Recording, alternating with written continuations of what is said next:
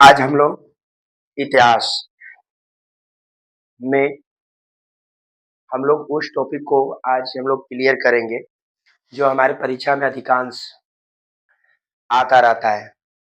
एक मुगलकालीन इतिहास का हम लोग यहाँ पर अध्ययन करेंगे जिसमें एक बेहतर एक समझ के साथ जिससे हमें मुगलकालीन जो कार्यकाल है उसके बारे में एक जानकारी निचोड़ तक हम लोग पहुँचने की कोशिश करेंगे, जो अक्सर हमारे एग्ज़ामिनेशन में आता है, जिससे हमें और आप लोगों को छात्र-छात्राओं को नया एक संदेह बना रहता है। उस संदेह को हम लोग दूर करने की यहाँ पर प्रयास करेंगे और एक अच्छे रणनीति और एक ऊर्जा के साथ इस मंगलकालीन इतिहास का जानकारी लेंगे।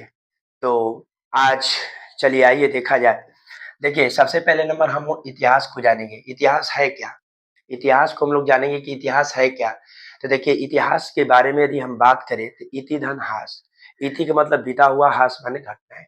जो घटनाएँ बीती हुई है उसी का जब हम पुनः अध्ययन करते हैं, जिनकी जानकारी लेते हैं,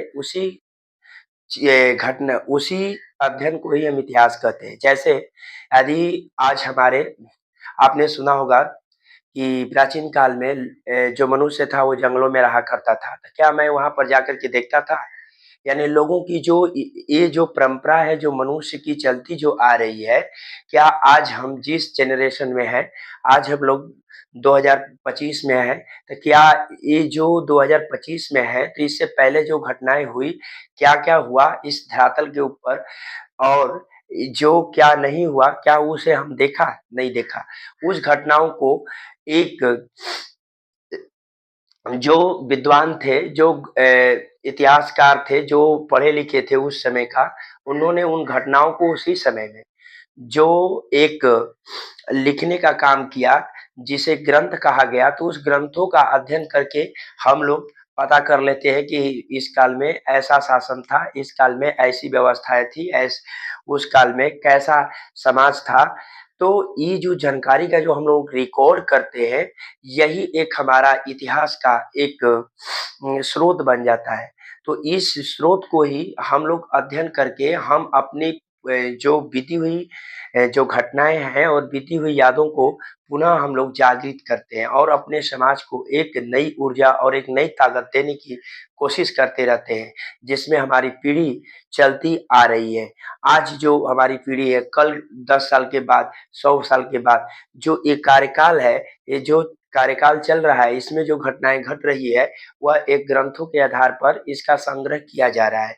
तो यह एक इतिहास का मॉडल का रूप धारण करेगा। उसी प्रकार से हम लोग आज इतिहास के बारे में जाने तो इतिहास हमारा 3 वर्गों में बँटा हुआ है। एक प्राचीन इतिहास और एक मध्यकालीन इतिहास और एक आधुनिक इतिहास। तो जो प्राचीन इतिहास है, प्राचीन इतिहास में आपने उस घटनाओं को हम लोग देखेंगे जो घटित हुई थी। तो प्राचीन इतिहास में मानव की कलाकृतियाँ, सामाजिक कार्यकाल और जो अनुष्ठान, धार्मिक जो क्रियाएँ थी, उसको आपने देखा होगा, उसको पढ़ा होगा। तो इस प्रकार से हमारी जो प्राचीन इतिहास है, जैसे कि आपने उसमें आपको चंद्रगुप्त मौर्य, बिंबिसार, अजातशत्रु और अशोक, काला अशोक उसके बाद आपने बहुत सारे शासकों को देखा होगा।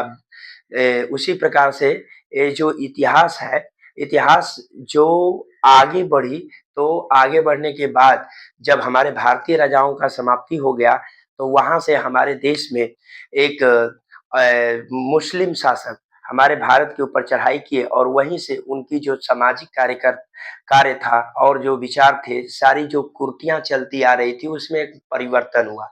वहाँ से हमारा एक मध्यकालीन इतिहास चलता है। तो मध्यकालीन इतिहास में आपको यहाँ पर यही इतिहास के एक थोड़ा-सा मॉडल को समझते हुए हम लोग अपने जो अध्याय है, उस पर हम लोग अध्ययन करने की कोशिश करेंगे। तो आइए देखा जाए, इतिहास की बात कहें, तो इतिहास प्राचीन, मध्यकालीन और आधुनिक होती है। तो हम लोग जिस इतिहास का अध्ययन करने चल रहे हैं, वह इतिहास है मध्यकालीन है।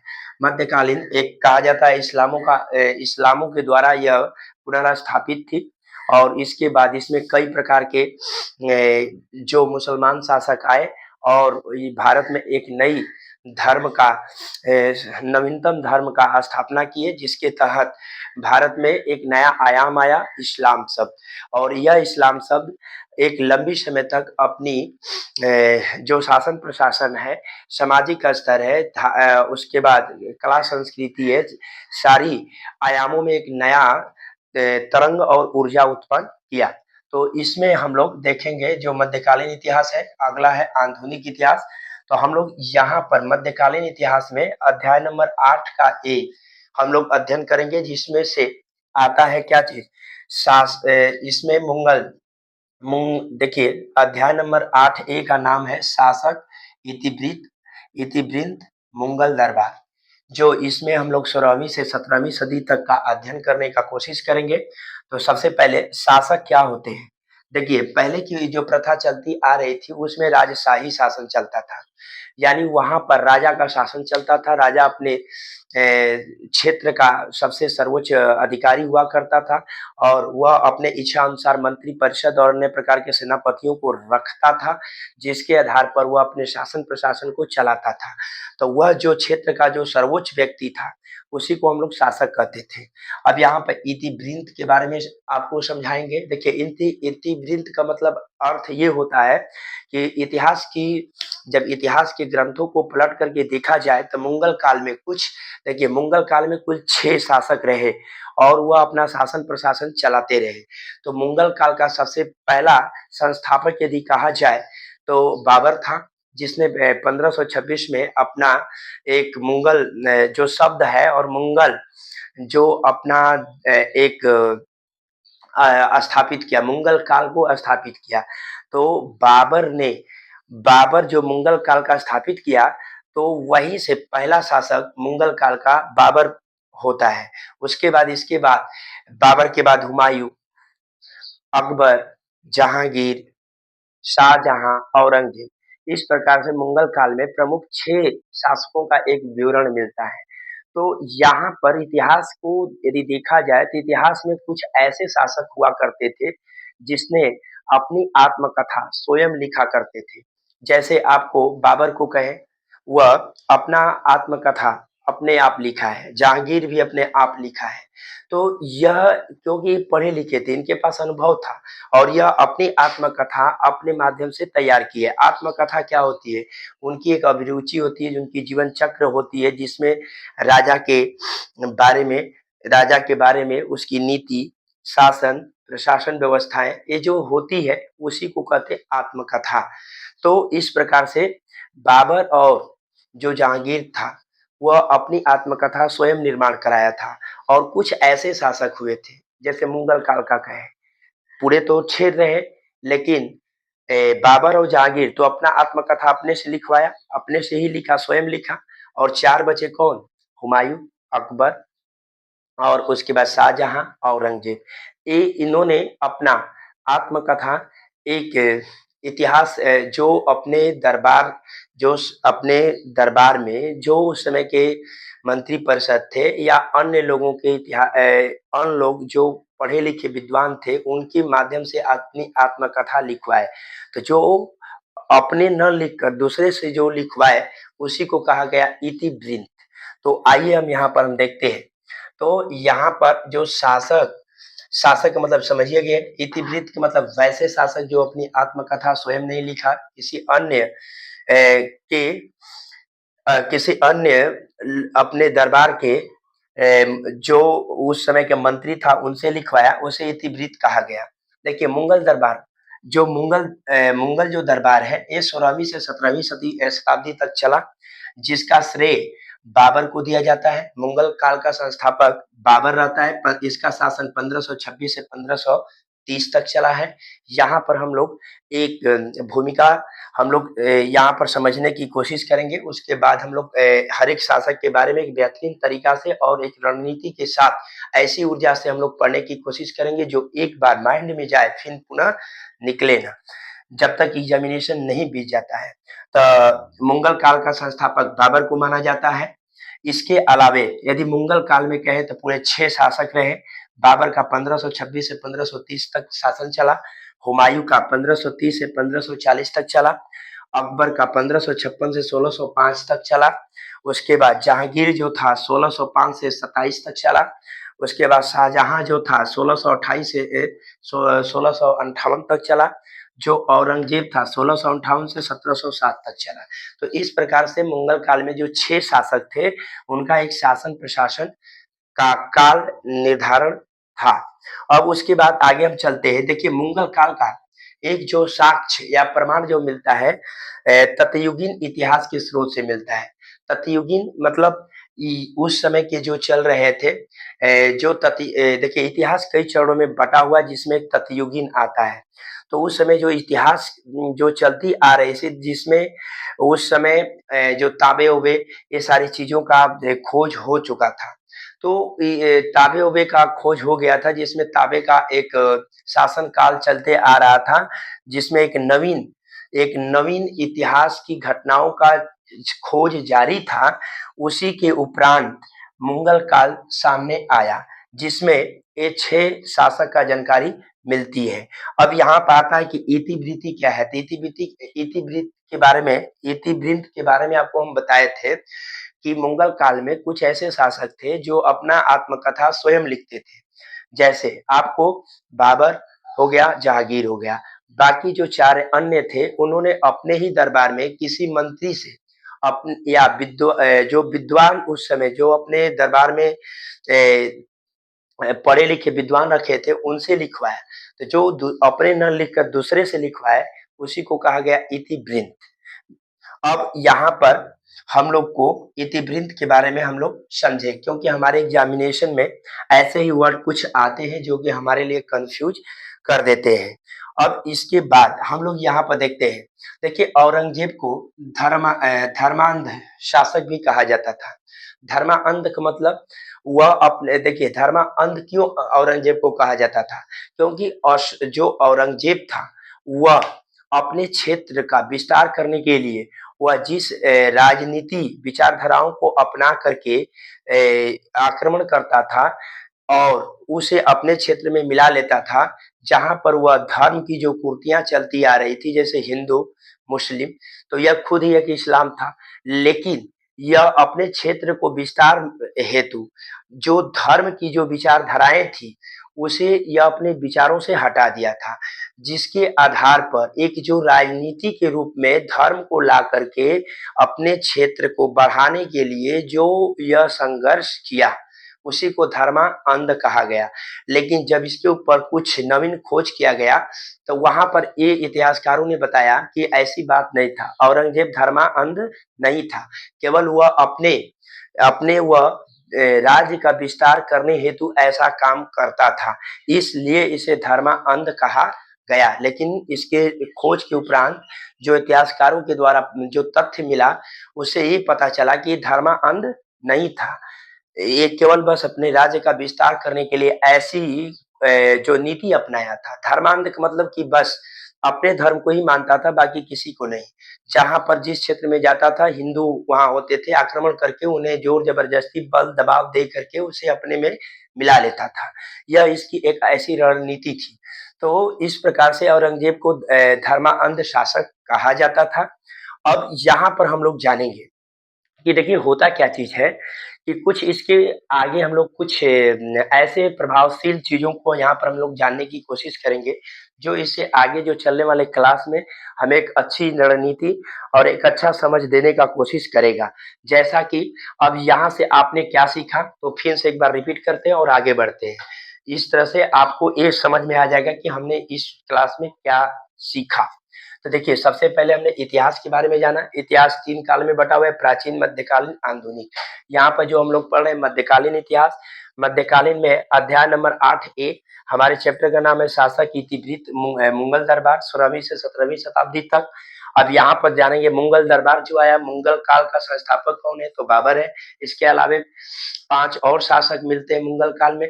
इस तरह से मुगल काल में कुल 6 शासक का वर्णन किया गया है जिसमें बाबर 1526 से 30 तक चला था। इसी का लड़का हुमायूं था जो 1530 से 1540 तक शासन किया।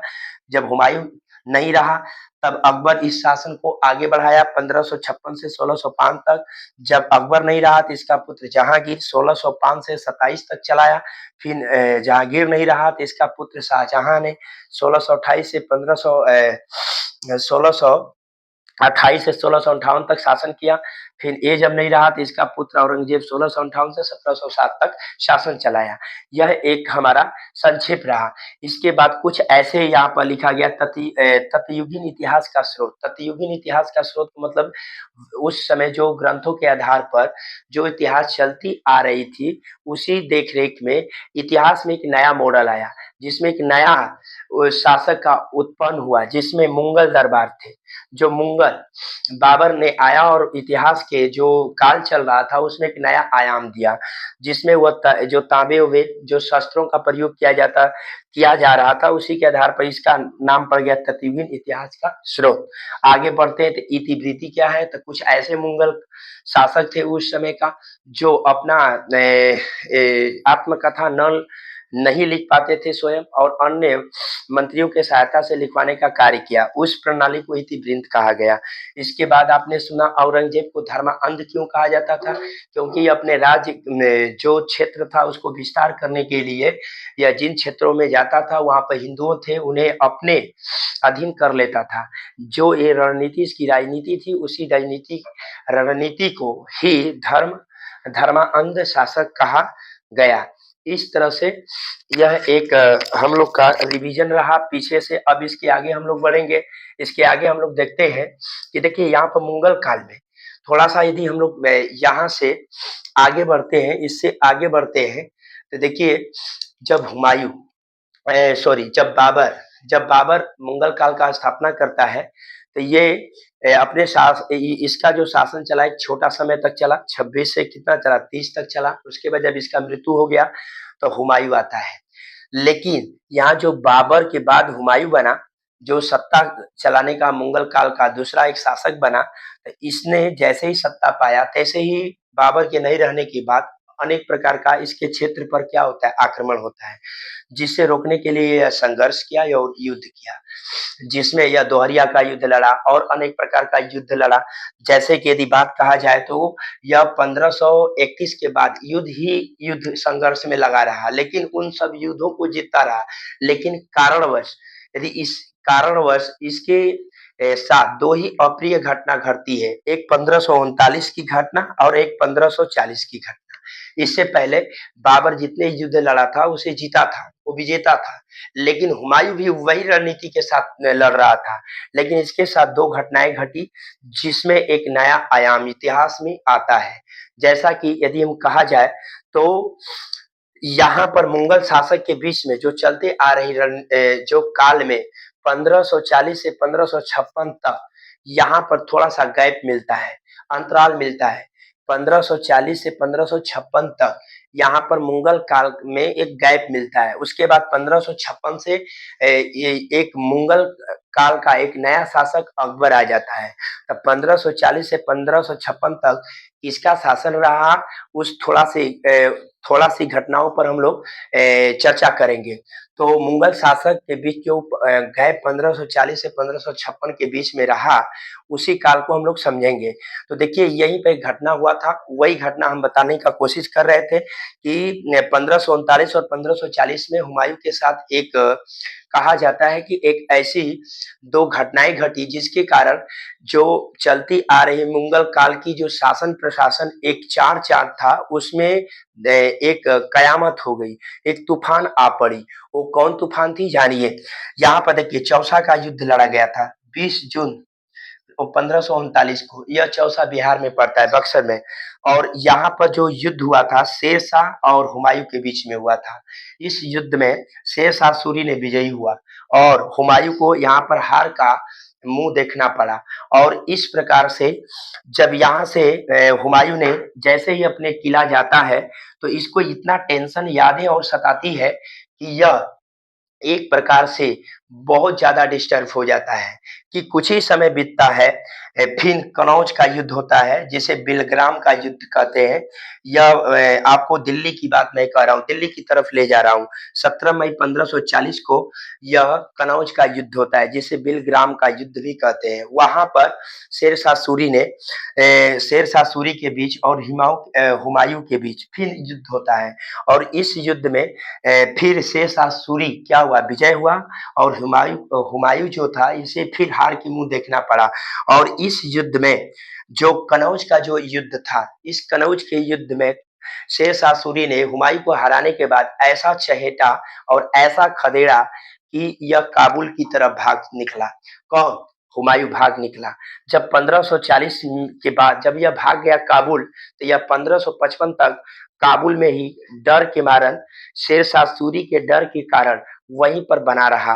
फिर बाद में इसे जो अन्य स्रोतों से जो जानकारी मिली उसके आधार पर यह भारत आया और एक छोटा सा समय 1 साल तक यह शासन किया कि वह सीढ़ी से जैसे ही वह ऊपर की ओर जा रहा था और गिरने से उसकी क्या हो जाती है, मृत्यु।